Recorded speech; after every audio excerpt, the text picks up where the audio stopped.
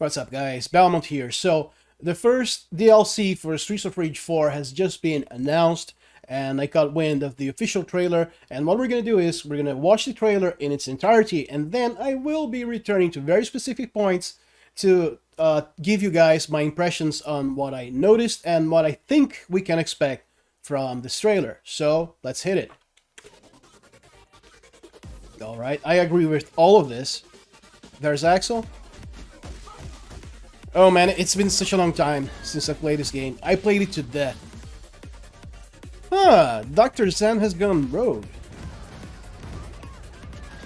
Okay, we see some variations on special moves. That's cool. Wait, teleportation device. Oh! Estelle, we all wanted to play as her from day one. She's amazing. Okay, grenade special. And this, that knife move seemed to be her star move. Yeah, well, we can see that all the characters, they have different weapons now. Different attacks now. That's cool. Alright, there's some retro bosses. And that Skeletic Mr. X, I think it was from Streets of Rage 3. Another variation of attack. And there's Axel with a spearfish. That's cool. Okay. Let's see. Knew it. And I already know who those other two characters are gonna be. So now let's just watch this again with certain pauses. Alright.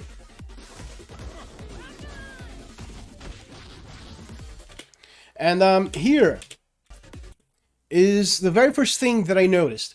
As you guys can see, we can see Axel, Blaze, and Sherry, and Adam to the very right corner of the screen, just left of Dr. Zan's. And we can see that Dr. Zan is looking really weird, and he's working on this keyboard, and there's a brain with all of those electrodes attached to it. So maybe, actually, most probably, this brain belongs to Mr. X, you know, and this could be a little bit of a bait image, you know, maybe so we can think, hey, has Dr. Zen gone rogue? But my guess here is that he is trying to deactivate this device. Moving on. Here, we can see quite a couple of things. First, Blaze's first forward and special move, her energy blast, she throws it in, let's see, 1, 2, and 3. She didn't do that in the original Streets of Rage 4.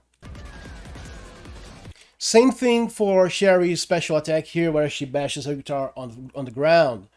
So what I'm guessing is that maybe this is some sort of variation on the star power move. Maybe now you will have the standing star power move and the forward plus star power button. So maybe we'll have different attacks.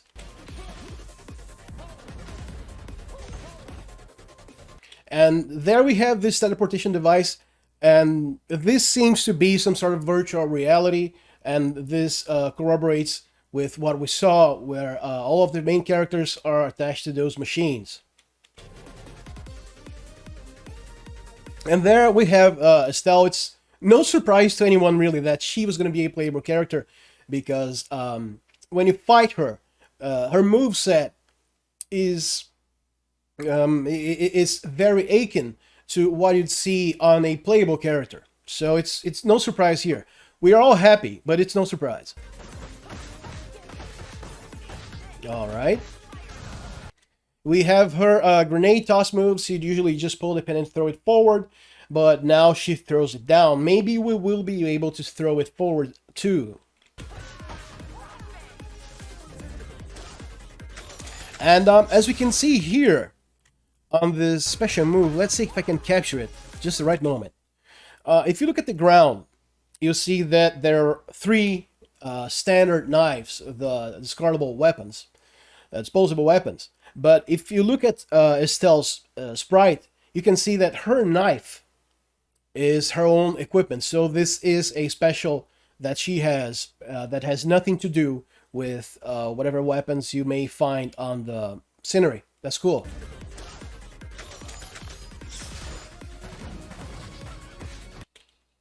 And here we saw Blaze doing her backflip, which she would only do on the ground. Here she's doing it in midair, and that's really cool. And I like the backgrounds here. It's kind of Egyptian, and you have all of the characters. You have Shiva to the left, and then you have Axel and Blaze and the White Twins, and then you have Adam and Sherry. I really like this. It's really cool. Here we see another variation. This the original move would be Axel's standing special, but it had the added effect. As I was saying, it had the added effect of the dragon's head almost becoming a short-range projectile. That was really cool. Here we see Floyd's Thunder Sphere in a longer version. The animation is exactly the same, but it lasts much longer. That's cool. And we have the Spearfish, which is hilarious. And there's something else I noticed. If you look right below the characters' names and health bars, now we can see certain icons which are obviously buffs. You know, going from the right to the left, take a look at Axel's HUD.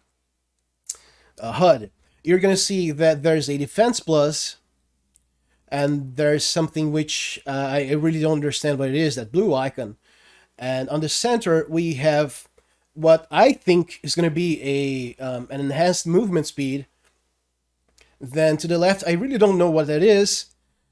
And to the very left corner, we can see a weapon icon. So that's going to be, it's probably going to be some sort of damage boost to weaponry you can find.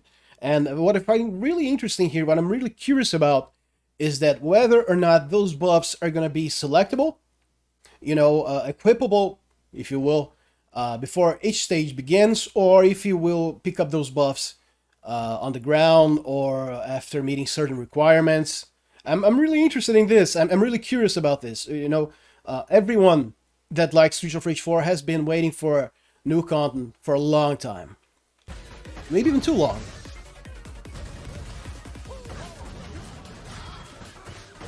Okay, so here is what I said. This skeleton version of Mr. X came from Streets of Rage 3, and here we can also see another new icon on the right of Axel's HUD. I don't know what it stands for, but I'm really glad that there's going to be plenty of upgrades for us to use. And with plenty of upgrades for us to use, that's probably going to mean new strategies in combat and comboing.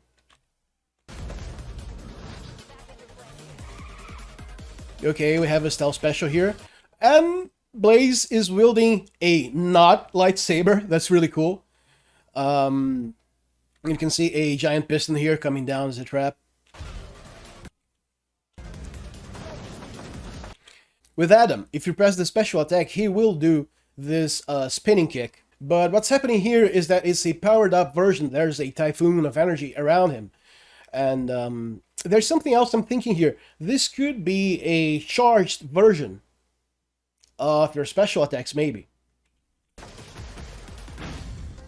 And here we have Axel in all his glory, you know, pummeling the ground and with all of the lightning and fire effects, holding a swordfish with his left hand. It's both hilarious and cool. I really like this.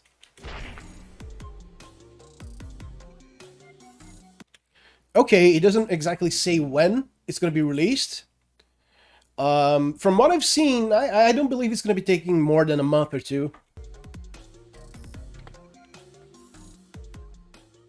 I really like the background music in this trailer, though. And here, we already know from the silhouettes who's going to be.